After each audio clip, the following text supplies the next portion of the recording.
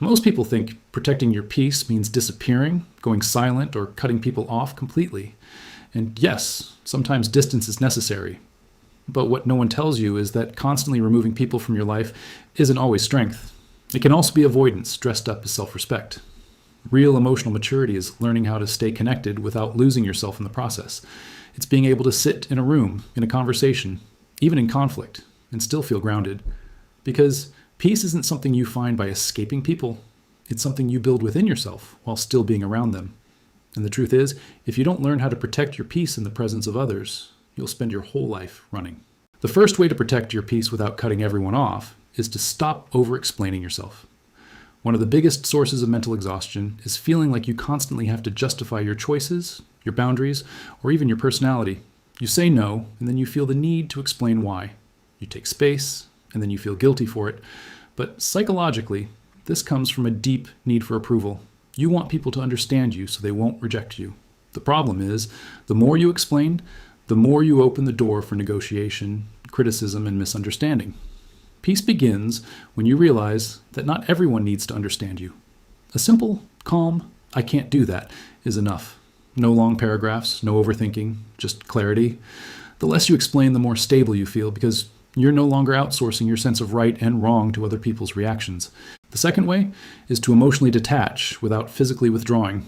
This is where most people get it wrong. They think the only way to stop feeling drained is to leave the situation entirely. But emotional detachment is an internal skill. It means you can listen without absorbing, care without caring, and engage without losing control of your emotions. For example, someone might criticize you, raise their voice, or project their frustration onto you. If you're emotionally attached, you react immediately, you defend yourself, you get angry, or you shut down. But when you're detached, you observe first. You realize that their reaction is more about them than you. This creates a psychological buffer between stimulus and response. And in that space, you get to choose your reaction instead of being controlled by it. That's real peace. Not silence, not distance, but control. The third way is to set boundaries without turning them into walls. There's a difference.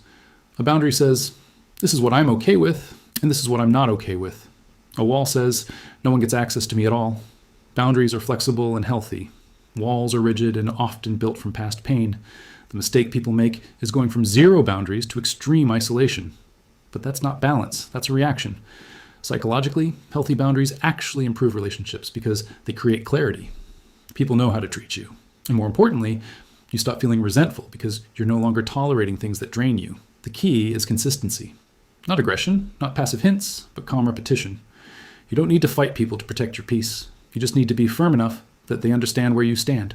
The fourth way is to stop taking everything personally. This one alone can change your entire life. Most of the stress you feel isn't because of what people do, it's because of what you make it mean. Someone ignores your message and you think they don't respect you. Someone seems distant and you assume you did something wrong. But in reality, people are constantly acting from their own internal world. Their stress, their insecurities, their priorities. When you take things personally, you place yourself at the center of everything, even things that have nothing to do with you. And that creates unnecessary emotional chaos. Psychologically, this is tied to something called personalization, a cognitive distortion where you interpret external events as being about you. Breaking this pattern brings instant relief. You start to see situations more objectively. Not everything is an attack. Not everything is rejection. And once you stop internalizing everything, your mind becomes a much quieter place. The fifth way is to manage your energy instead of trying to control people. This is where a lot of frustration comes from. You want people to act a certain way so you can feel okay. You want them to be more understanding, more respectful, more aware. But the reality is, you can't control how others behave. You can only control how much access they have to your energy. This means paying attention to how you feel after interactions. Who drains you? Who leaves you feeling calm?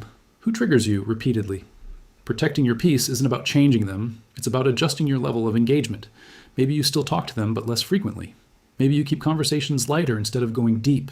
Maybe you stop seeking emotional validation from people who can't give it. This is a subtle shift, but it's powerful. Because instead of fighting reality, you start working with it. And the sixth way, the one that ties everything together, is learning to be comfortable with being misunderstood. This is one of the hardest psychological shifts to make. Because deep down, most people want to be seen, understood, and accepted. But the truth is, no matter how clearly you communicate, some people will still misinterpret you. They'll project their own assumptions onto you. They'll see you through their own lens. And if your peace depends on everyone understanding you, you'll always feel unsettled. Real peace comes when you accept that misunderstanding is part of human interaction. You don't chase people to correct every false perception. You don't exhaust yourself trying to control your image. You stay grounded in who you are, even when others don't fully get it. That's a different level of confidence, quiet, stable, and independent. When you start applying these 6 principles, something shifts. You don't feel the constant urge to escape anymore. You don't feel like you have to cut people off just to breathe. Instead, you become someone who can exist in different environments without losing your inner balance. You speak less, but with more intention. You react less, but with more control. You care, but without carrying unnecessary emotional weight. And slowly, your relationships start to change, not because others suddenly become perfect, but because you stop engaging in patterns that drain you. The goal isn't isolation, it's integration. It's being able to move through life with people, not away from them, while still protecting your mental and emotional space.